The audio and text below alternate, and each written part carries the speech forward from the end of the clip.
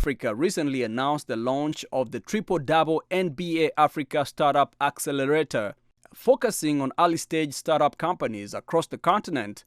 NBA Africa CEO Clare Akamanzi tells me that the accelerator seeks to support young African entrepreneurs, mainly those working in the technology and creative industry ecosystems, to develop solutions in areas such as digital marketing, event management, ticketing, and many others. I reached her in Nairobi. Claire, thank you so much for joining us today on The Voice of America. It's good to see you. Good to see you, Jackson. And you assumed your new role earlier this year. First of all, congratulations on that. Thank you. There's a lot of excitement on the continent on some of the new changes that you'll bring to this young league. Let's start off with you giving us a little overview of the NBA Africa and its mission. Okay, thank you, Jackson. I'm very happy to be part of this. Thanks for having me over. Yes, so NBA expanded its footprint to Africa many years ago, but more specifically, NBA established its NBA Africa office about 4 years ago with a league. It's called the Basketball Africa League, which is in its 4th season now on the continent.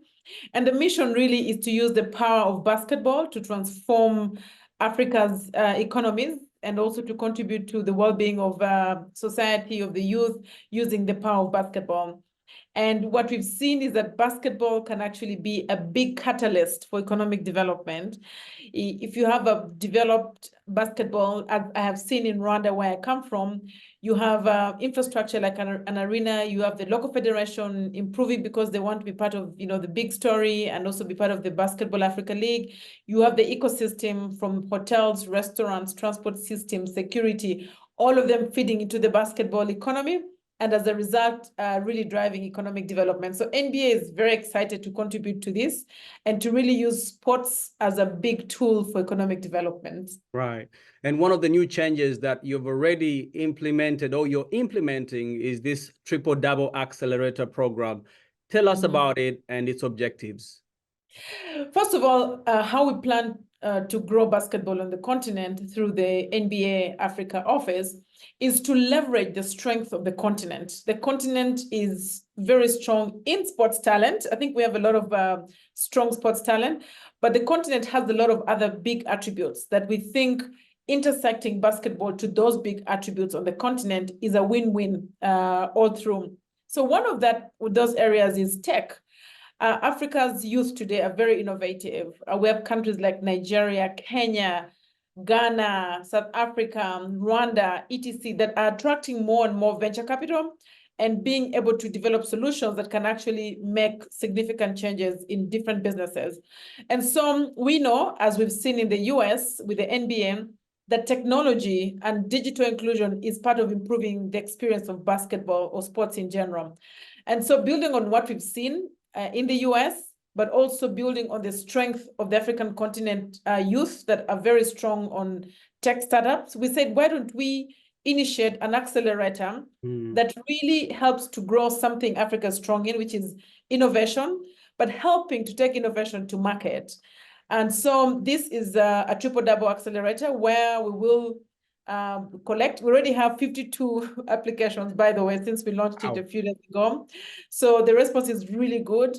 And we expect to reach hundreds of applications. And then we shall narrow that down finally to 10 and then to the top 4. The ones that win, we shall give them a cash prize, but we shall also give them mentorship. Today, we are finalizing our partnerships with some big tech companies that we think have the capacity to give the mentorship they need in order to take their projects to the next level. So a successful initiative after all this will mean startups that have real solutions that we're using in the BAL or NBA Africa, because what we expect is that these solutions will be very specific to the sports and creative industry. So we will benefit from that if well developed.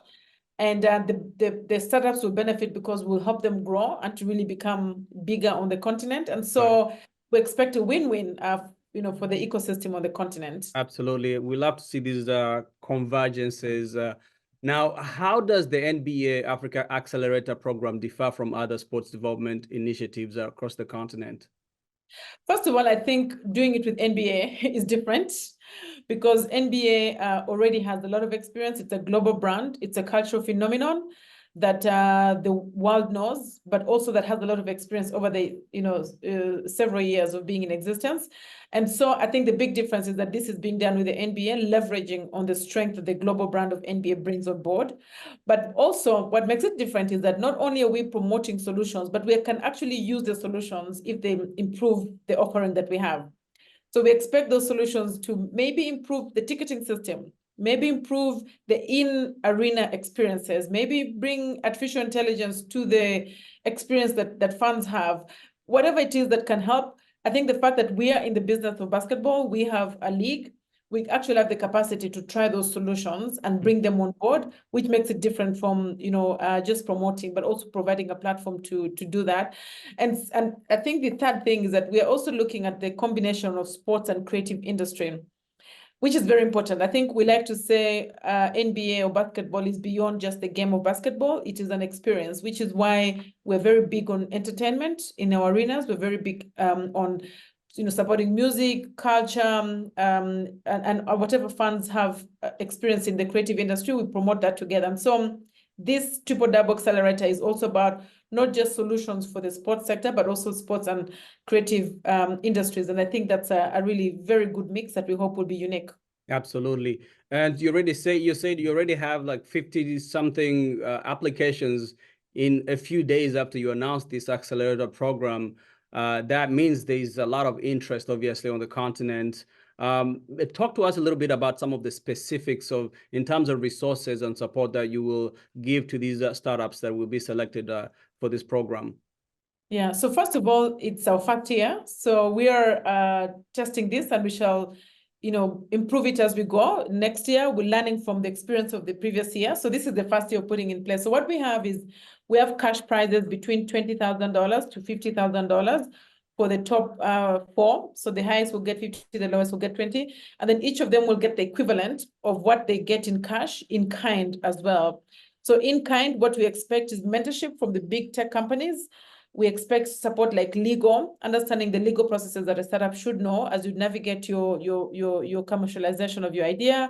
We look at intellectual property, understanding how to register and file for intellectual property, among others. So these in-kind mentorship, coaching, support, in addition to the cash prize, is what we're offering these companies. And of course, as we go in the second year, third year, we shall see exactly what we need to customize going forward. Absolutely.